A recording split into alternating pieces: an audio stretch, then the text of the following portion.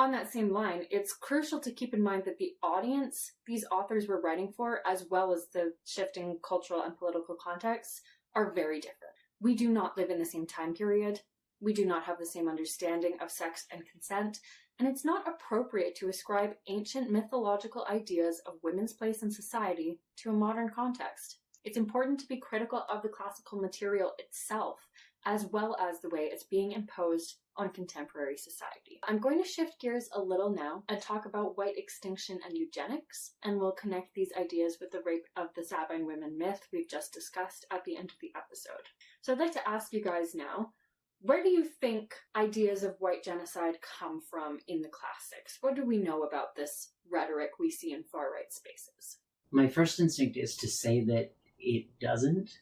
And for this, I call back to Asclepios' episode on the myth of race, where we talk about race as a much more modern construction. And if we're setting up, you specify white genocide has racial connotations to it, which would be necessarily modern in invention. But I'm open to being proven wrong. No, I think you're absolutely correct. And that's one of the issues, is that it doesn't actually exist in the classical societies the way it's being talked about, but people still think it does. And that's a very huge disparity like we talked about in the first episode.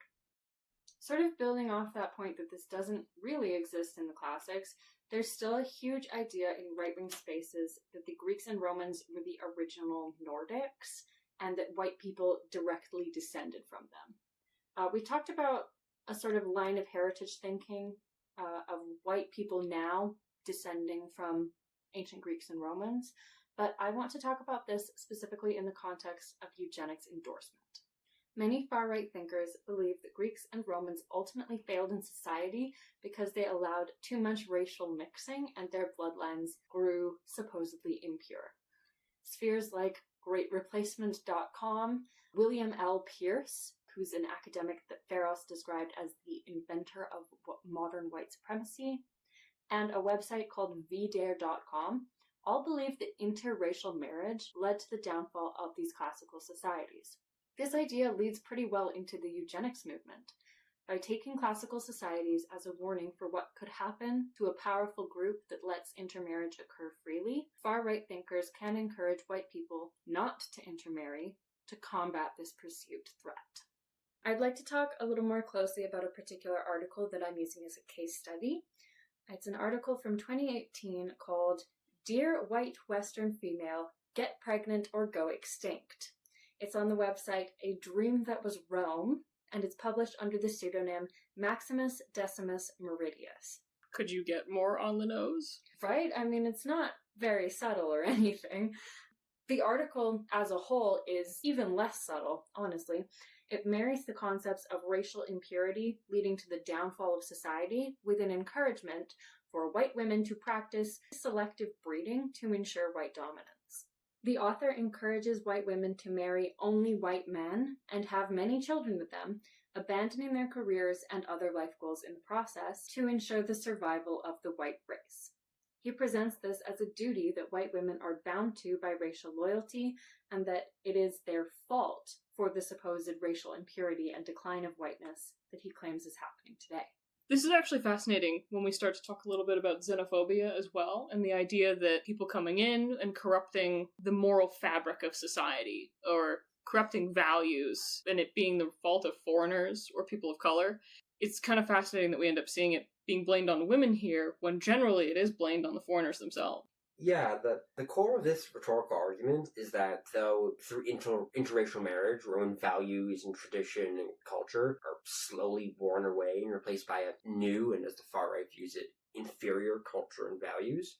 Now, this argument is hogwash for a few reasons. Firstly, in Roman society, new people who came in had to adopt Roman culture. They didn't keep their own. Rome was very, very assimilationist. They did not allow cultures, like new, different cultures. They were not multicultural. They took over other cultures. Secondly, because even if interracial marriage did cause a change in Roman values, there's no evidence that caused a fall of anything. Thirdly, Rome was a very multi-ethnic society from its founding.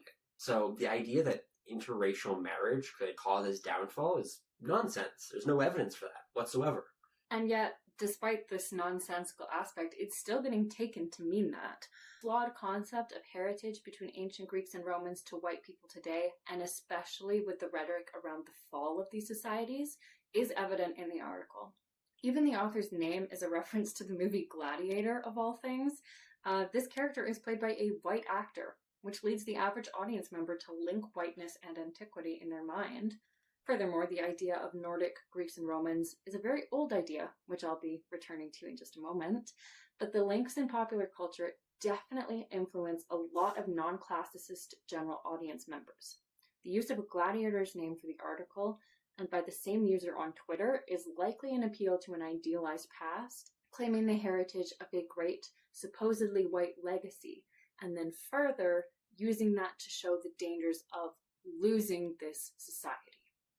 And if I may add, movie Gladiator, it's interesting that the author uses that pseudonym. Movie Gladiator is one of the least historically accurate movies ever made.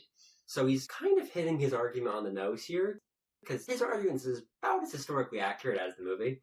Which is to say, not at all. But the author does make the claim that he understands how classical society works, and that it is a pipeline of the classics directly to now. He says, quote, "What did our ancestors have after the collapse of Rome?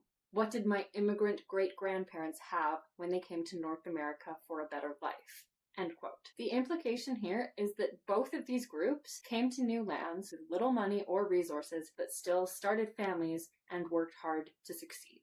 This quote directly compares the ancient Romans post-collapse to the author's white ancestors. The idea of a continuous line of heritage and taking inspiration from this direct chain of relations clearly shows that the author views these things as a given. Taking that underlying assumption, which, as we've already talked about, is completely unfounded, the author then uses that to promote a practice of classics-sanctioned eugenics. Interestingly enough, and as the author himself notes, he's not the only one to use that line, or rather lack, of logic to promote racial eugenics practices. He sarcastically acknowledges that this was also practiced by the Nazis themselves, and despite his scoffing at this idea, he's in fact correct. The ideas of white heritage from the classics to now, and misogynistic ideas of women's place in society that we're discussing predate the Nazis, but people are most aware of them because of the Nazi Party. The Nazis were huge on the idea that the Greeks and Romans were the original Aryans, and they drew inspiration for many of their practices, art, and racial identity from these classical sources. According to Greeks, Romans, Germans, How the Nazis Usurped Europe's Classical Past by the historian Johann Chapputot, many Nazi thinkers were obsessed with Greek art's physicality and the idealized traits present in statuary. They replicated this in their own art, with observable, quote, traits for the new race to strive for, as Chapputot says, and they contrasted it with non-Aryan traits to avoid, which were often caricatured Jewish features. The lack of DNA knowledge of racial identities meant that it was entirely based on physical features, such as skin color and facial structure, and they replicated these ideas in their classical-inspired art. Performing at peak physical capacity was seen as an individual responsibility, since, quote, the body, after all, belonged not just to the individual, but to the people and the race.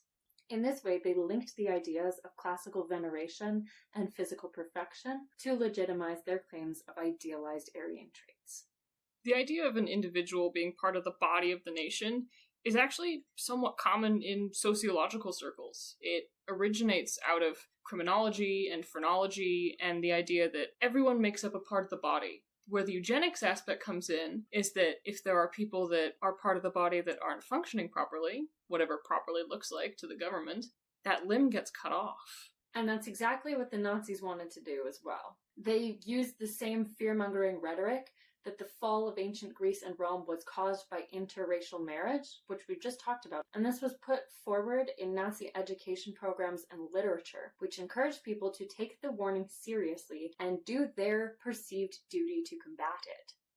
Nazi eugenics practices, the attempts to breed the perfect Aryan race, were sanctioned by perversions of classical ideals. Nazis also drew ideas of women's proper place in society from their interpretations of the classics. According to the article Xenophon and the Nazis, a case study in the politicization of Greek thought through educational propaganda by historian Helen Roche, the Nazi author Wilhelm Rogels strongly emphasized the role of Spartan mothers and wives in making sure that male warriors were prepared and equipped for battle. Rogels was interpreting Xenophon, a Greek historian who lived from 430 BCE to 350 BCE. By taking Xenophon's interpretation of history as fact, even though many modern historians view him as highly inaccurate, Rogels bases his idea of women's place in society in a well-esteemed classical tradition. This is another example of the "if it's old, it's good" idea that we see in far-right rhetoric even today. As shown by the article The Image of the Ideal German Mother in Nazi-Era Posters by racial and political historian Konstantinos Karatsas, Nazi German women were directly encouraged by the government to ascribe to this idea that Rogels legitimated in classical society. The concepts of eugenics, the duty to produce pure Aryan children, and the idea of women's place being in the home to raise these children fit hand in hand. Since the Nazis used the classics as the ultimate ideal to emulate, and since Nazis interpreted classical texts to endorse their own ideas, it legitimated Third Reich practices and propaganda even further. However, there are glaring flaws with this, as we've already touched on above with far-right perspectives on the rape of the Sabines and the ideas of white extinction. First of all, the ideas that the Greeks and Romans are the direct ancestors of the Aryan race is, as we've discussed, patently false.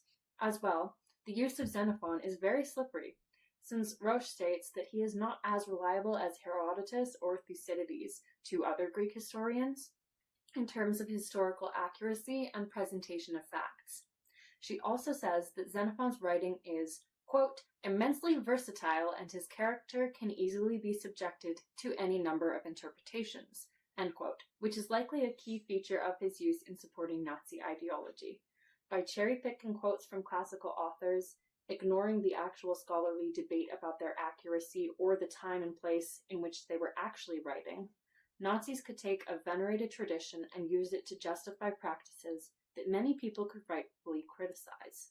It's frightening that he's using Xenophon and saying that that's not even as reliable as Herodotus, who is famously unreliable. He mythologized all sorts of stuff.